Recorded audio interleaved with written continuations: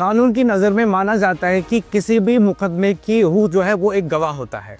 Police जब कोई मुकदमा दायर करे किसी अदालत के अंदर, तो क्या उनकी तहकीकात सही हैं और जो इल्ज़ामात उन्होंने एक शख्स पे लगाए हैं जिसे हम मुल्ज़िम के नाम से जानते हैं, क्या वो सही है या गलत, वो गवाह सुनने के बाद ही जो है अदालत फैसला दे सकती है।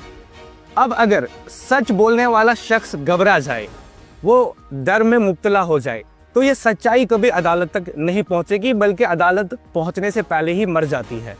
इस तरीके की हज़ारों मिसालों हमारे मुल्क में है, जहां पे हम देखते हैं कि कई अहम केसेस जिनमें पब्लिक ने प्रोटेस्ट किए, पब्लिक ने डिमांड की कि जो इसमें मुल्ज़िम है उसे फांसी की सज़ा होनी चाहिए, उसे उम्र कैद होनी चाहिए, लेकिन बाद में वो लोग छूट जाते हैं। वजह ये थी कि जो गवाह थे वो अदालत के सामने कभी पेश हुए ही नहीं, या फिर यूँ कहिए कि उनमें सच बोलने की हिम्मत थी ही नहीं कभी।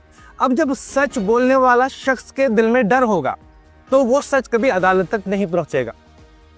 इसी बात को मद्देनजर रखते हुए 2018 में ऑनरेबल सुप्रीम कोर्ट ने एक स्कीम बनाई थी और कहा था कि गवाहों को आप प्रोटेक्शन दे दीजिए, तहफ़्फ़ुज़ दे दीजिए। अब एक अच्छी बात यह है कि जो सुप्रीम कोर्ट ने 2018 में स्कीम बनाई थी, हमने अब उसे कानून की शक्ल दे दी, और ये BNSS में जो सेक्शन 398 है उसमें ये लाजमी करार दिया गया रियासती हुकूमतों के लिए कि वो अहम गवाहों को, खासकर जो हसास केसेस में होते हैं, उन्हें तहफ़्फ़ुज़ फराहम करे। तो इसका मतलब ये है कि अब कहीं पे अगर एसिड अटैक होता है, अस्मत रेज़ी होती है, उसमें अगर आप गवाह बनना चाहते हैं, अगर आपने अपने आँखों से देखा है, कानों से सुना है, और आप चाहते हैं कि आप लोगों के साथ इंसाफ करने में कानून की मदद करें, तो आप बिना झिझक कहेंगे कि मैं गवाह बनने के लिए तैयार हूँ। क्यों?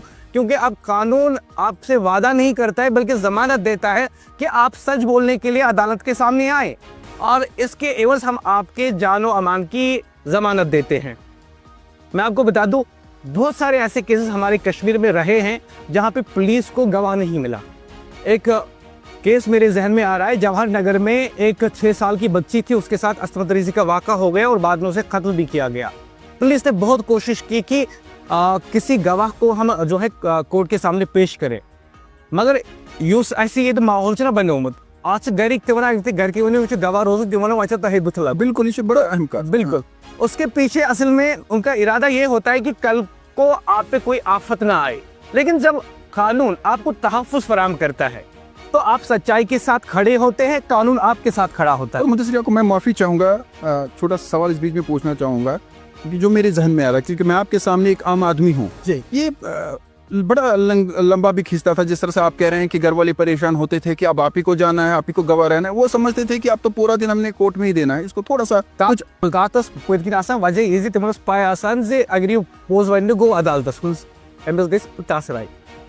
तो उसकी वजह से वो डर निकालने के लिए, देखिए, अगर अदालतों में हमें इंसाफ चाहिए तो हमें एक ऐसे गवाह की भी ज़रूरत है जो बिना खौफ के वहाँ पे सच्चाई बयान करे।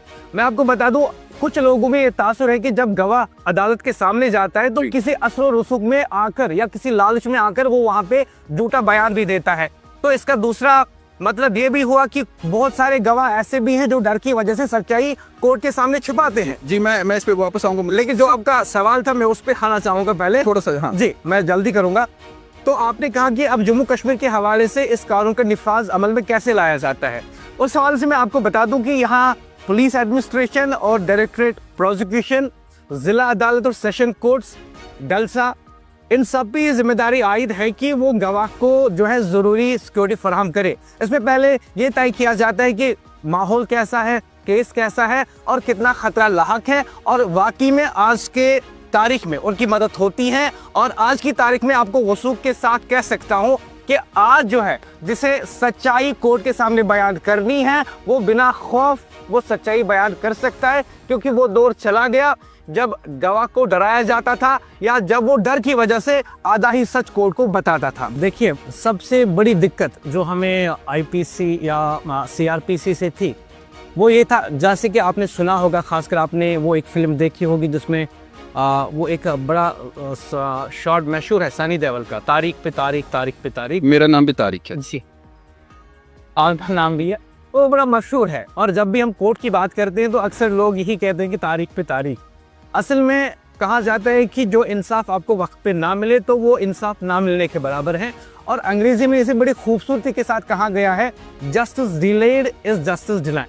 अगर आपको वक्त पे इंसाफ नहीं मिला तो वो इंसाफ नहीं है। इन्हीं चीज़ों को मद्देनज़र रखते हुए कानून में कुछ ऐसी चीज़ों को मुतारिफ कराया गया है ताकि आपको इंसाफ जो है वो वक्त पे मिले। जैसे मिसाल के तौर पर मैं आपको बता दूं कि पुलिस को कहा गया है कि आपकी तहकीकात जो है वो 60 से 90 डेज़ के बीच मुकम्मल होनी चाहिए। उसके बाद जब आप चार्जशीट पेश करते हैं कोर्ट के सामने, तो कोर्ट को बताया गया है कि आप 60 डेज़ में जो है चार्ज इस पर लगा देंगे। और उसके बाद ये भी कहा गया है कि जब आप फाइनल आर्गूमेंट सुन लेंगे दोनों पार्टी से, उसके बाद आपको 45 डेज़ में जो है फैसला सुनाना होगा। इससे पहले कि मैं इस बात की वजाहत करूं, मैं एक बात बताऊं आपको कि इट वाज आई थिंक 2016 मैं बोपी का केस जो है फॉलो कर रहा था कोर्ट में। तो तकरीबन 6 महीने में लगातार गया इस स्टोरी को कवर करने के लिए कि आज कोर्ट की तरफ से फैसला क्या आएगा। और हर तारीख पे हमें कहा जाता था कि एक नई तारीख जो है मिलेगी। I was covering that as a journalist, I was not accused. आप मुझे ऐसे ना देख। नहीं, ऐसा नहीं है, मैं जानता हूँ। तो असल में ये मामला जो है कि तारीख पे तारीख इसको हटाने के लिए और इंसाफ को बर वक्त फराहम करने के लिए कानून बनाया गया कि आपके पास अब वक्त की पाबंदी होगी। मुकर्रर वक्त में आपको तफ्तीश भी करनी है, चार्ज भी लगाना है, और फिर जब आप फाइनल आर्गूमेंट सुनेंगे तो आपको फैसला भी देना है। एक अहम बात कहना चाहूँगा आपसे तारिक साहब, अक्सर लोग जो है वो किस बात से डरते हैं? वो इस बात से डरते हैं कि जब हम कोर्ट के पास जाएंगे, चाहे फौजदारी का मसला हो या सिविल का मसला हो, तो उन्हें सालों साल लगते हैं। बहुत सारे ऐसे केसेस हैं हमारी नज़र में जो 2000 में फाइल हुए हैं, अभी तक वर्डिक्ट नहीं आया है। और हमारी नज़र में ऐसे भी केसेस हैं लोगों के जो 1980 या 1990 के करीब जो हैं कोर्ट के सामने पेश किए गए, आज तक भी तारीख ही मिल रही है। लेकिन अब आप सोच लीजिए कि अब लोगों को एक नई उम्मीद, एक नई राह और तेज़ रफ्तार इंसाफ मिलने वाला है। क्यों? क्योंकि अगर आपके घर में चोरी होती है, पुलिस तहकीकात मुकम्मल करेगी, कोर्ट के सामने जो है चार्जशीट फ्रेम किया जाएगा और आपको पता है कि एक मुकर्रर वक्त के अंदर जो है मुझे इंसाफ मिल जाएगा। ऐसी अस्मत रेजी की केसेस होते हैं, एसिड अटैक के केसेस होते हैं। ये वो केसेस हैं जिनमें अक्सर आप देखते हैं कि ऐसे क्राइम जब रोनुमा होते हैं तो पब्लिक जो है आउटरीच देखने को मिलता है, एहतजाज होते हैं, नारेबाजी होती हैं और पुलिस पे भी वो दबाव बनाने की कोशिश करते हैं। बल्कि इतना दबाव कि वो सीधे कहते हैं पुलिस को कि आप ही फांसी दो। वो नहीं कहते कि आप अदालत में जो है इसको ट्रायल के लिए भेजो, पुलिस को ही कहते हैं कि मुलजिम को फांसी दो। तो ऐसे जज्बात को भी मद्देनजर रखते हुए इन नए कवानीन ने आवाम के जज्बात और उनकी उमंगों का ख्याल रखा है। आवाम को जल्दी इंसाफ मिले। कैसे?